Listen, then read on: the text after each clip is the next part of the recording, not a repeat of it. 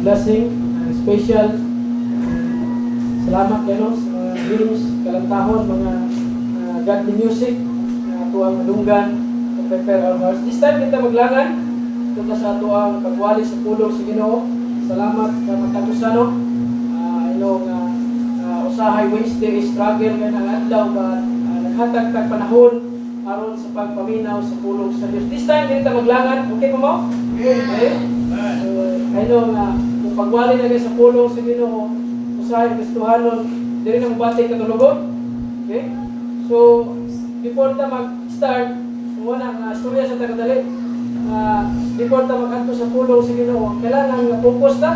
Okay?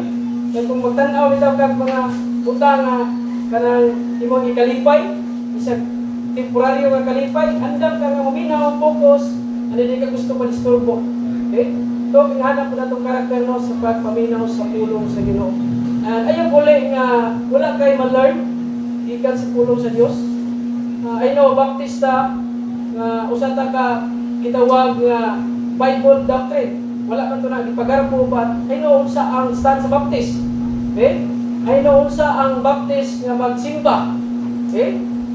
Kung usa ang kailangan sa Baptist nga magsimba, kung anong unsa, kusog mo siya kitong amen. Usahay niya sa Baptist na, may kita mo yung amen. But you know what? Ay mga Baptist, kusog kayo mo. Pag magkatungog sa pulong sa Ginoo, amen. Hindot kayo. Kalimutan kung usahay sa lugar. Usahay, masigyan pa rin. Isang dili maobre mo amen. Tungod kayo, dili maminaw. Okay? So this time, magkatulta sa pulong sa Ginoo. Salamat kayo sa ganyan sa Ginoo nga gihatag opportunity. And then, atong mabihan sa Book of John.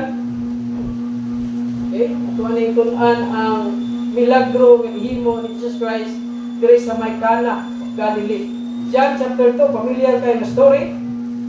Palihog tindog, aging pagtahod sa pulong sa Diyos. John chapter 2 verse number 1 hangtod sa verse number 11. Okay, itong basahon responsibly. Verse number 1, mga babae. And then verse 2, mga lalaki. And verse number 11, kitang tanan, all together, verse 11. Okay, mga babae, verse number 1, John chapter 2. Ready? Go! And the third day, there was a marriage in Cana of Galilee, and the mother of Jesus was there. Verse 2, and both Jesus was called, and his disciples to the marriage. And when they wanted wine, the mother of Jesus said unto him, They have no wine. Jesus said unto her, Woman, what have I to do with thee? Mine hour is not yet come. His mother said unto the servants, Whatsoever is given unto you, do it. And there were set there 6 water pots of stone, after the manner of the purifying of the Jews, containing 2 or 3 firkins apiece. Jesus said unto them, Fill the water pots with water, and they filled them up to the brim. Verse 8, and he saith unto them, Draw out now, and bear unto the governor of the feast. And they bear it. And when the ruler of the feast had tasted the water that was made wine, and knew not whence it was, but the servants which drew the water knew, the governor of the feast called the bridegroom. Verse 10, and saith unto him, Every man at the beginning that sent forth good wine, and when the man have well drunk, then that which is worse, but thou hast kept the good wine until now. Verse 11, tatanan, ready go. After the miracles in Jesus in Cana of Galilee, and manifested forth his glory, and his disciples believed on him. Nagprayta, duko ang ulit iyong matalitas pray. Father in heaven, Lord, salamat sa imong pulong, purely word of God na among ginabasa.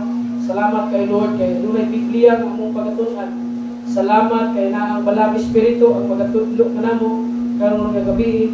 Lord, salamat kay adunay kaluwasan nga imong gihatag kanamo sa matag usa. Ug tungod ni ana Lord nagkaroon mo desire nga mosunod sa imong kabubuton. Lord, karon nga hapon nagahangyo ko sa imong kaluoy. Natabangan ko nimo Lord sa pagwali sa imong pulong. Tagay kong langit kong kaalam, tagay kong boldness, tagay kong wisdom Ginoo, dinubanan sa gahom sa balang Espiritu. Kung ikaw magalihok sa matag kasing-kasing sa mga listeners karon, convict their hearts, Lord, nga masabta nila in the simplest way, nga sa diin, Lord, na sila ay ma-learn, ikan sa mga pulong, kung kini Ginoo may kahimuan silang kinabuhi. Lord, wala gid may mahimo kung wala yung presensya karon nga hapon. Usa kining tanan mo gisalig, giampo, salamatan sa ngalan ni Ginoong Hesus. Amen and amen. Okay, maglingkod ta. Salamat kayo. So, kining story sa Bible is familiar kayo. Okay? Kunya usahay na mga other group ani nga nagagamit nga si Jesus Christ naghimo daw bino nga makahubog. Okay? But you know what, kung as I study this passage of scripture, wala gyud ni naga-refer sa gitawag nga ilimnon nga makahubog. Okay? Nganong man, Brad, nganong dili man na makahubog nga ilimnon? I don't care kung unsa ilahang stand aning verse, but I believe dili ni siya naga-refer sa usap ilimnon nga makahubog. Kaya ngano man, kung imong tan-awon ang verse number 10, gisulti diha, yun ang Bible, the last phrase, the Bible says, but thou hast kept the good wine until now. Kana palag ang pangalan nga good wine, dili na siya makahubog. Kaya ano man, ang makahubog nga ilimnon, dili na magadala og maayo nga resulta. Una nga, wala ko katuo nga kini nga ilimnon makahubog ni. Kung usap pa, wala gina-promote ni Jesus Christ kani nga verse nga wala na gina-promote ang drunkenness. Una nga kita sa Baptist, wala talaga tuo nga si Jesus Christ, si Jesus Christ magaling, naghimo magaling wine, unong pagkatagyaw, 6 water pots, ang gihimo Jesus Christ, unya ang ilang ginainom, kuno, usala kalungnik, gamay ra daw. You know what, as a Baptist, as a Bible-believing church, wala ta gatuo na. Gatuo ta nga kini nga wine is, dili di makahubog. Okay? Muna nga kung makita din adunay kasal. Okay? Kung kasal gani, labi na sa mga bride or sa groom, usa na siya nga kumbaga pressure. Okay? Kunya kani nga time adunay kasal and then invited pa gyud ang atong Savior. Okay? Si Jesus Christ. Yun ang Bible verse 2. And both Jesus was called. And his disciples to the marriage. Okay? So, nung kasal dito sa Cana of Galilee, and then, naas si Jesus Christ o ang mga disciples. Kunya, apil pa yun si Mary. Okay? Kunya, makita na ito the verse number 3, and when they wanted wine, the mother of Jesus said unto him, they have no wine. Meaning, sa diha nga, I don't know kung unsang atak na, but na ay moment sa kining kasal, gawa na wine.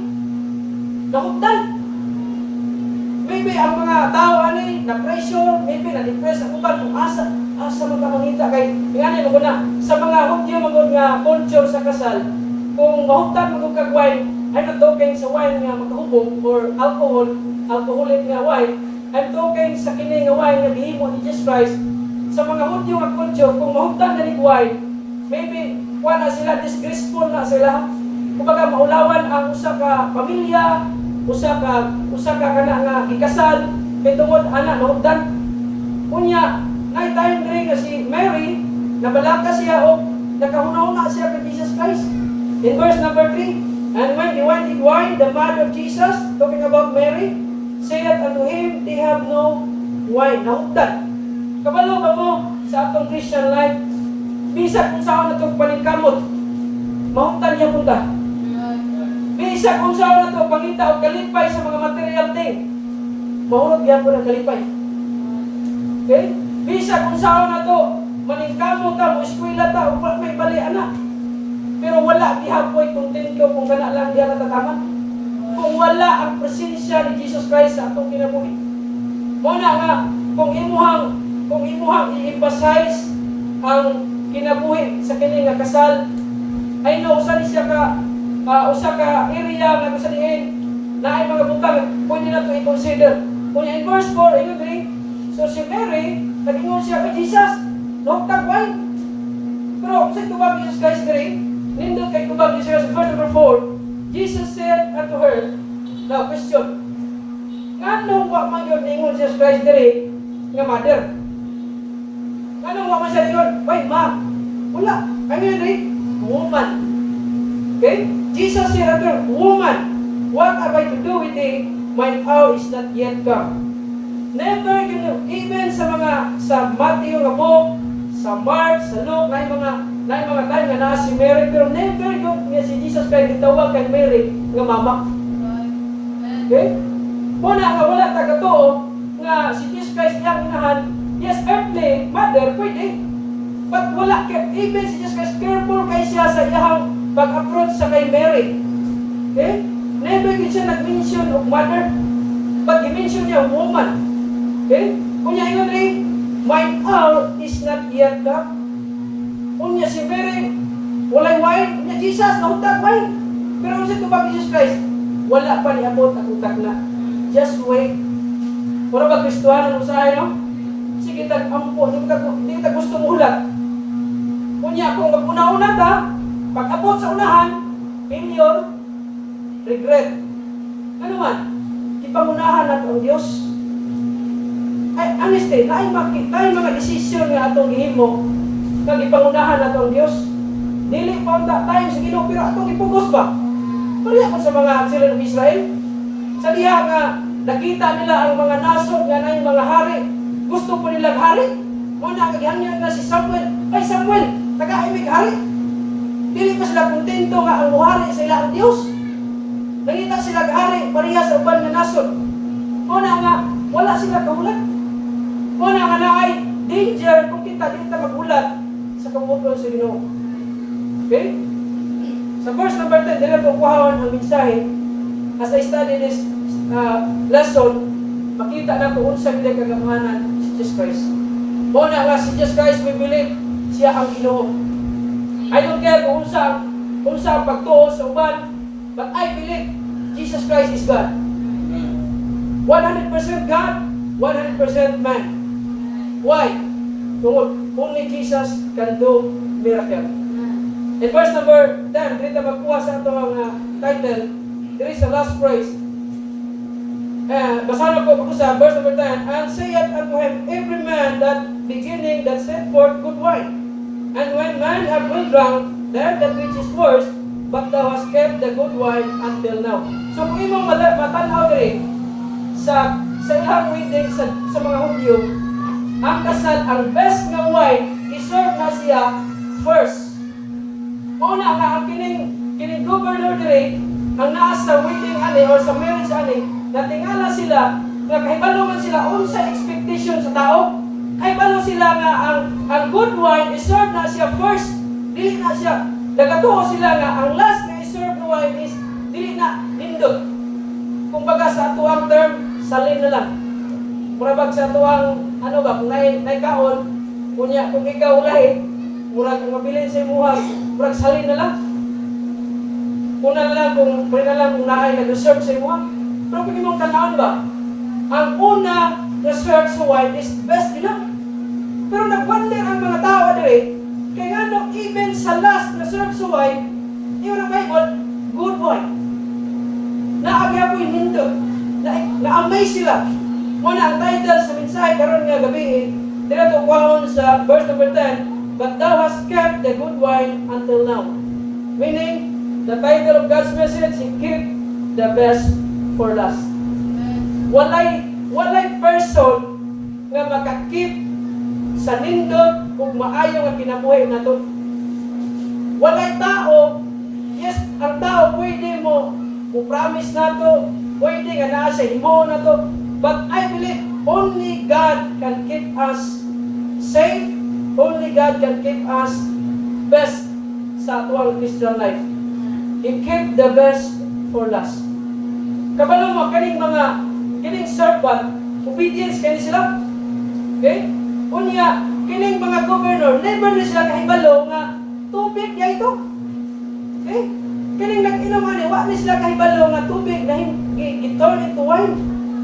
Ang nagka-witness ani maigsoon, ang mga servant. Wala. No, katong mga governor, yes, nakabenepisyo sila sa resulta sa gahom sa Dios, pero never nila na-experience na kadto di ay tubig dito nya gihimo Jesus Christ nga wine. Unsay truth ma-learn nato diha? Only the believer, only the servant of God can experience what God can do. Pagkantay mo itong may Bible? Ang mga tao pwede At ginutas ni Bible sa pusline, oy, daghan kayo nangadto na ay mga tao nga na-save, naagid resulta, naagid ang Ginoo nag-work. Kaya balo ba mo unsang pinaka-blessing ato? Kadtong mga tao nga naka-witness na every morning nag-kneel down, nag-aampo. Kahibalo sila unsa ang work sa Ginoo. Yes, ingani. Pwede ka makabenepisyo sa gahom sa Dios. Pwede ka ma-enjoy nimo ang work sa Ginoo. But you know what? Never nimo ma-experience unsa kagamhanan ng Dios. Ilang gihimo, nag-obey lang sila. Nagtuman sila. First point, number 1. He kept the best for last. Number 1, makita natin dito sa verse number 4. Chapter 2, verse 4, the Bible says, Jesus said unto her, Woman, what have I to do with thee? Mine hour is not yet come. First point is God works in His own time. Ang Diyos, mulihok na siya sa iyahang panahon, dili sa atuang panahon. O nabitaw nga, kasagaran sa atua, ma-failure ta, ma-regret ta, unsa ang resulta, kay unang-una, wa na to gihulat ang tayo sa Diyos. Naghimo tag atuang kaugalingon. Ecclesiastes 3:11, the Bible says, He hath made everything beautiful in His time. Meaning, ang Diyos, ulato na to ang will sa Ginoo, ulato na to ang kabubuton sa Diyos, kung unsa nga panahon nga siya na maminaw. Yes, sa Christian life, dili tanang panahon na yahay. Dili tanang panahon, busog imong bulsa. Tama ba? Sa'yo na busog. Nakakay kwarta ka makuot pa sa imong bulsa. Dili tanang panahon, ano? Pero nga sayang nga, dili mo provide ang Ginoo. Pero nga ba?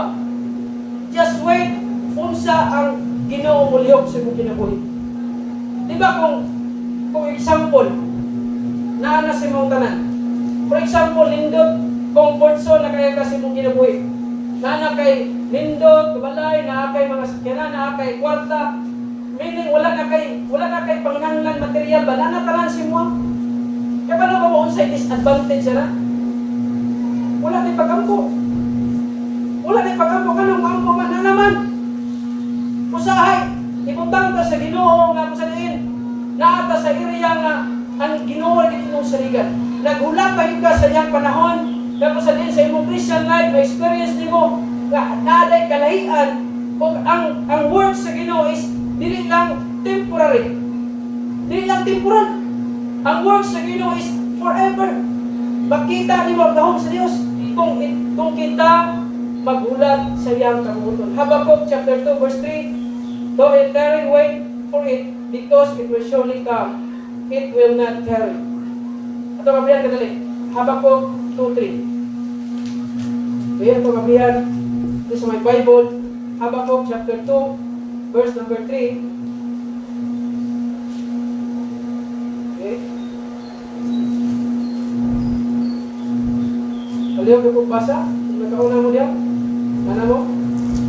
Pilit kayo mo mong Bible. Okay, Habakkuk chapter 2, verse 3. Ano ka? Yun ang Bible. Habakkuk chapter 2 verse 3, the Bible says, and for the vision is yet for an appointed time, but at the end it shall speak and not lie. Though it tarry, wait for it, because it will surely come, it will not tarry. Meaning, ang kabubuton sa ang oras sa Diyos, muabot yun na. Okay?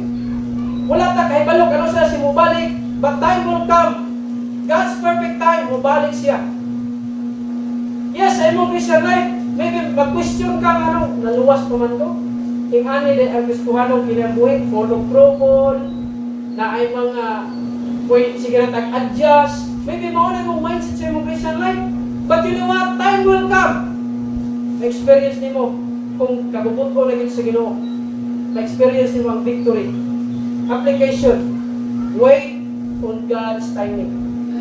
Ulat yun sa kabubuton sa Diyos. It's always perfect. Dili ka wise kung mag-una-una kita sa kabubuton sa Ginoo. By the way, kini nga church is almost 3 years. Running for 4 years. Kapag ba mo, na ay mga butang na naagyan nga church, Even Pastor Monchi, kahibalo ana, kung siya nasayod ana usang mga struggle sa church. But you know what? Time will come. Ang Coastline Baptist Church, wala man talaga pa-impress. But I believe in God's glory. Kini nga simbahan, kung padayon ka nga maghulat sa will sa Ginoo, magtuman sa kabuton sa Ginoo, time will come, kini nga church. Makita nimo ang mga kinabuhi sa mga young people. Di na siya panghambog, but I believe lihok na sa Dios. Makita nimo ang mga tao, mga membro ng church, dili man, or maybe madato man, financially, wala may mali ana. But you know what? Na ay rich spiritually. Spiritual blessing. Wait on God's timing. Many times, the failure kita gusto ka nga ako ang matuman. Yes, pwede ta. Yes, nag-pray ka, Lord, unsa man imong kabubuton ani? Lord, mo ba ni imong kabubuton? Mo ba ni imong ipahimo sa kuha?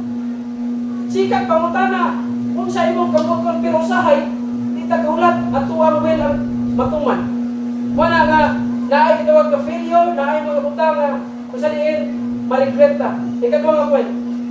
Kita ito, verse number 5. Balik ta sa atong text. John chapter 2, verse number 5. John chapter 2, verse number 5. Obedience prepare the way for miracle. Ato agian ka dali. John chapter 2, verse 5. John 2, verse 5. Yung Bible, his mother said unto the servant, whatsoever he saith unto you, do it. Kung unsa kani ang ingon sa imuha, ingon ni Mary, unsa imong ingon unsa giingon ni Jesus Christ, himuha. Obedience prepare the way for miracle. Napaminaw. You cannot experience miracle from God kung dili ta obedience kay Kristohanon. Imposible na mahitabo. Makita nimo, yes, nalaging miracle. Napaminaw. Ang miracle nga iya sa Dios, requirement ana is obedience. Mayon ka nga, grabe miracle ang gihimo sa Ginoo. Pero it takes obedience. Kaya naman, obedience prepare the way of the miracle, for the miracle.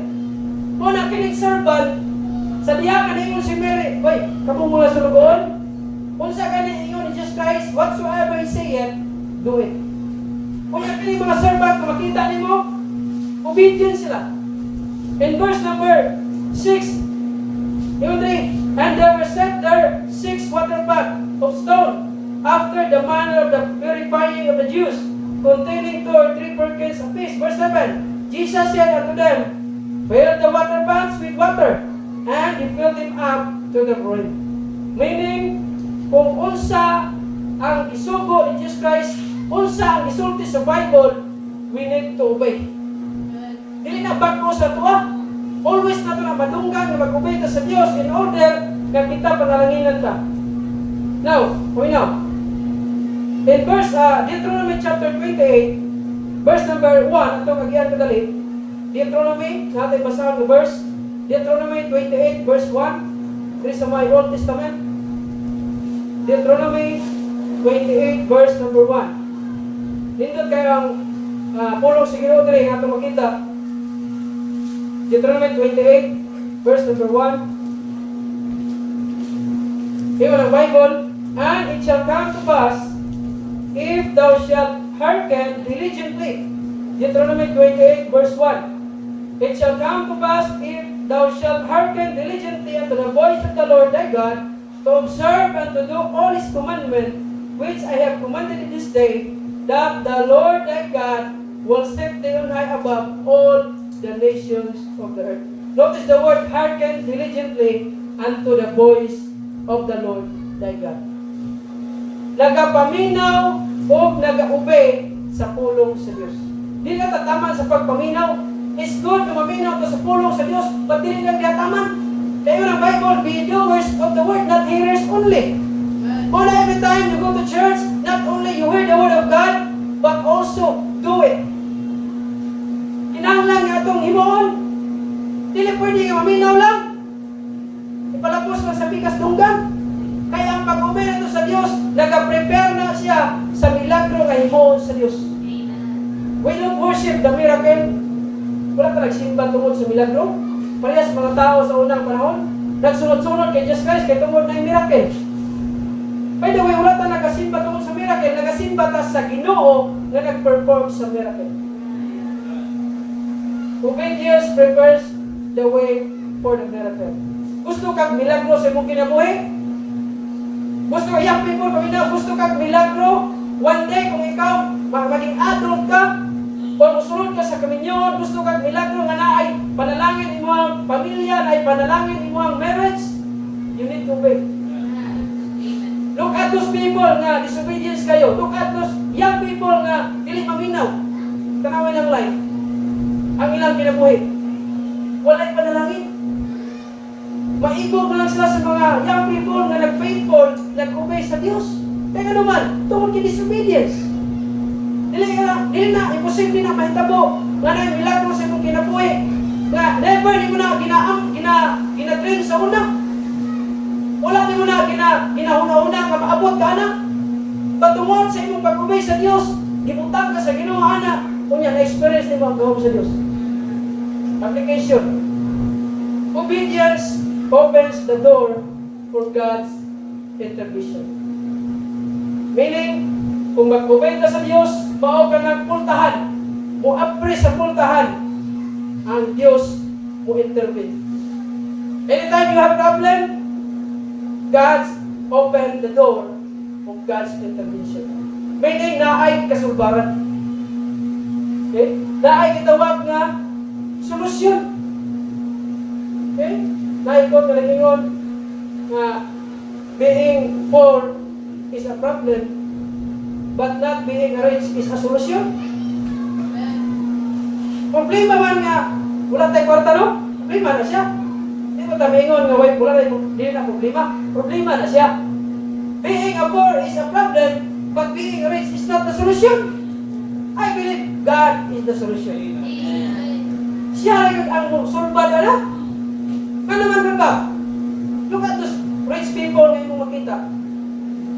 Nasa na kwarta, pero murag, mangita pa sila solusyon sa, ang uban, nangita solusyon sa suicide. Okay? Dahil mga anak, yes, nasa na kwarta, pero ang ilang solusyon sa ilang problema, suicide.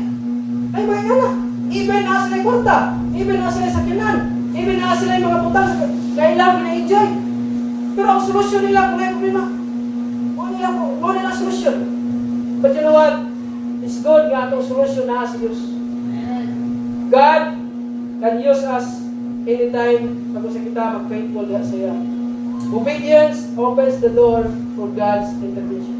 Kung sa man nga mga butang nga nag-obey ka sa Diyos, na puminaw, usahay, kung naay problema, duha ra gyud imuhang una-unaon. It's either trials or consequence. Okay? Anytime nga na, even ako sa, kung ay problem, magluna ko unsa ka ni. Trials or consequence. Na mga tao may yun, Pastor, dito ko sa, na mga tao may yun, Pastor, grabe problema, oy, grabe pagsulay, oy. I don't care kung unsa na siya, pagsulay ba na or consequence ba na. But every time you do sin, kung yan ay problem, that is consequence. Anytime you do wrong, every time I do wrong, kung yan ay problem, I believe consequence na. Chastisement na siya, kastigo na siya. For every time na nag-obey ka sa Diyos, kung yan ay problem, that is trial. Gisulayan atong pagtuo. Gitistingan ang atong pagtuo kung sa Ginoo pa kita nagtuo sa mga butang sa kalibutan. Wala nga ang pag-ubay nato sa Dios nagaandam na sa milagro sa Dios. Kung ikaw, young people ka, nag-desire ka nga mag-follow sa Dios, nag-desire ka masulod ng Bible college, yes, nag-obey ka, but you know what? Preparation na siya sa himuon sa Dios sa imong family. Kung padayon na ka sa imong gihimo or gihatag na commitment diya sa Ginoo. Katulog, God uses the ordinary to do the extraordinary. John chapter 2, verse number 6 to 7. John chapter 2, atong text, balita, yun ang Bible. And there were set there 6 water pots of stone, after the manner of the purifying the Jews, containing 2 or 3 firkins apiece. Verse 7, Jesus said unto them, fill the water pots with water, and he filled them up to the brim. Verse 8, and he said unto them, draw out now, and bear unto the governor of the feast. And they bare it. Verse 9, and when the ruler of the feast had tasted the water that was made wine, and knew not whence it was. Kining gobernador, wala kay balo sa gikan. Pero katong servant, kay balo sa gikan. Now, yani, God uses the ordinary to do the extraordinary. Tayo mga tao ngayon, kung saan mo itong kinabuhi sa unoy? Even sa kuha, kung akong tanaw na kung kagalingon, ordinary naman tayo nga tao. Ordinary naman tayo nga tao, dili ta ilado, dili ta sikat. Pero kung ikaw ubi ka sa Ginoo, God uses the ordinary to do the extraordinary. Kung sa verse na natin makita, 1 Corinthians 1:27, ito yan. 1 Corinthians chapter 1, verse number 27. Klaro kayo nga verse, referring verse ani, 1 Corinthians chapter 1, verse number 27, yun ang Bible 3. But God hath chosen the foolish things of the world. Liman ka na? Pilion sa Ginoo ang mga foolish things sa tanaw sa tao. But God hath chosen the foolish things of the world to confound the wise. And God hath chosen the weak things of the world to confound the things which are mighty. Meaning, ayaw kabalaka kung unsa ka karon. Ayaw kabalaka kung unsa imong mahimo. Kabalaki unsa ang mahimo sa Ginoo sa imong kinabuhi. Meaning, ayaw ka worry sa butang nga hindi mo kaya. Buhata ang butang nga gipahimo sa Ginoo sa imong kinabuhi. I believe God can do extraordinary. Kisa ko'y magtuo ng mga young people diri. Kung wala yung Coastline Baptist Church, or maybe naamoy other church sa una, kung wala ang Coastline, pero yung ano ba? Salamat ka na ang Coastline. Salantaw sa mga uban na tao, ordinary naman kaya na tao eh. Kanang ilang, hindi mo na sila mailan. Kanang ilang, kanang simba-simba nila. Wala naman kayo na, kanang makitang tao naman, I don't know kung sa ilang, I don't care kung sa ilang pagtanaw sa tuwa. But you know what? Even ordinary things, God can make it extraordinary. One day, ma-amaze na lang ka. Nga nung naabot ka na ang butang. One day, ma-amaze na ka, mapasalamat ka sa Ginoo. Kaya nga naman, sa daghan nga young people din sa malapatan, ikaw pa yun ang ipadala. O ikaw pa yun ang ipili sa Diyos. Dili para maluwas. Okay? Wala'y pinili ang Diyos maluwas. Ang tanan ng tao pwede maluwas kung muluwal kung Diyos kahit masalit. Pero pwede ka, pero ang pagpili sa Diyos, kung ikaw nag-walk pa ka sa Ginoo. Hindi na pwede nga gamiton ka sa Ginoo nga wala ka nag-ubay. Okay? Kung disobedience kita, dili ta mahimong, dili ta magamit sa puluhaton sa Ginoo. God can use what seems ordinary. Natay gamay nga kwarta, as long as nga nag-obey ka sa tuwang paghatag, as long as heartily ka naghatag, sa lantaw sa tao, murag ordinary lang kayo. Coins lang, piso lang. Kung kabala mo na kang piso nga itong ihatag is misyon, imo na sa Diyos nga extraordinary. Ano man? Kini itong isupport sa mga foreign missionary, Cambodia, sa may Africa. Ano mga missionary diha? Maybe inikabot sa langit na ay African or na ay Cambodian, mula mano mo salamat ang Coastline nag-involve sa misyon. Ordinary na lantaw na to. Tama ba? Isura, dosra, ordinary na kayo na, may mapalit ano. So you know what? Wala kang kahibalo one day. Ang Diyos mahimo anak o extraordinary. Ibig mo kinabuhi. Muna usahin mo ka. Dilit yung kung pwede nga pagpastor, hindi ko pwede nga magkanta diha, mag-special diha, maulaw, di ko. Honestly sa ako sa una, wala witness na ko. Kanang mo, ato ba kung tao, kung istorya? First time ko nga gipatudlo sa Sunday school, singles pa ko. Ano sila kung sa makabab? Nagwali nagtudlo ka o naghilak? Okay? Sa kulba na ko ba? Kunya, paspas ng istorya. Yeah, dali na human. Okay? Now, usa ni kami Chris na galing istorya. Istorya tubangan ba? Sabi nagwali. Okay? Una ka, dili ka makaingon nga, ordinary na tao. Tama, nagita dire. Dili, kung obedience lang ka, follow lang ka sa Dios. Gamito niyo ka sa Ginoo in extraordinary. Number 4, John chapter 2 verse 8 to number 10. God's provision exceeds expectation. Meaning, ang provision sa Ginoo wala na i-expectar sa tao. God's provision exceeds expectation. Pasabot, ang provision sa Dios never ginag-expect sa tao. O na kaninga na miracle na nahimo ani. Wala ginag-expect ang tao, ang governor nga kadto nga wine nga giserve sa last good wine gihapon. Kaya ang expectation sa governor ani ang best is katong first nga giserve, dili tong last. Pero sa diya nga ang last same lang gihapon or mas nilabaw pa, wala din siya nag-expect.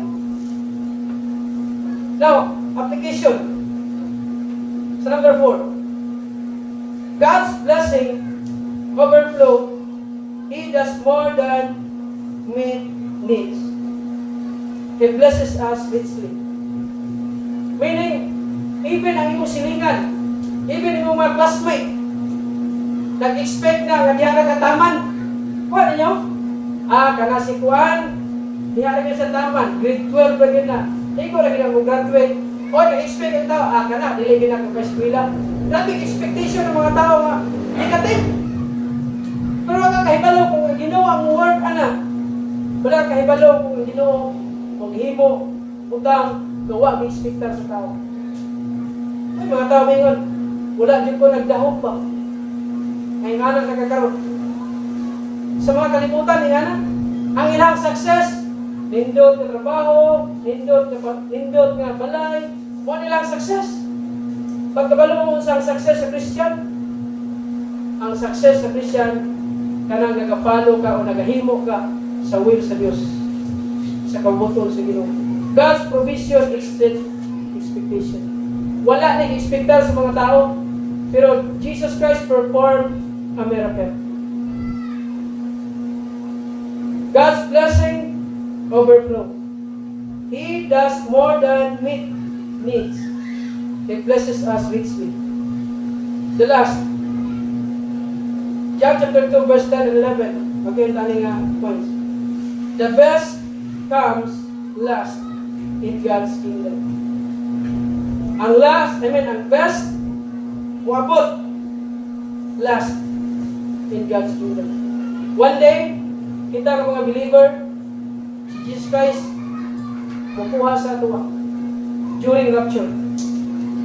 Dito sa judgment seat of Christ, kung ikaw faithful ka, sakto yung motive sa pag-alagad sa Ginoo, you receive a crown. Maybe struggle ka karon, luya ka, sino masabtan mong kinabuhi. But the last na mubalik si Jesus Christ, kauban niya, ka-experience mo ang itawag na blessing. As conclusion, application sa kanina nga points na kuminaw, nahanday ko ni. What's ahead for the believer is far better than what's behind. What's ahead for the believer is far better than what's behind. Keep pressing forward. Unsa ang naa sa unahan is better than what's behind. Unsa ang nasa likod. Mayon ka, di na yung tama sa Christian life. Mao na imuhang kinikinabuhi. But tanawa ang ahead. Tanawa ang future. What God can do sa mo. Kung faithful ta, obedience ta sa iya. What's ahead for the believer is far better than what's behind. Keep pressing forward. We need to go forward. sa atong Christian life. As conclusion karon nga gabi, Jesus did not just provide wine. Yes, nag-provide siya wine during sa kato nga nawadan og wine, but not only nag-provide siya, but also He revealed His glory. Wala lang siya nag-provide og wine, dili lang ito taman, but He-reveal niya for His glory. Mao po na sa tuwa. Kung kita nag-follow ta sa iyaha, nag-obey ta sa iyaha, wala man tag-ibang ko atong kinabuhi. We know. Yes, sa diha kag misalig ka kay Jesus Christ, gidawat mo siya sa Lord and Savior, giluwas ka niya, di na ka mato sa impierno, padto na ka sa langit.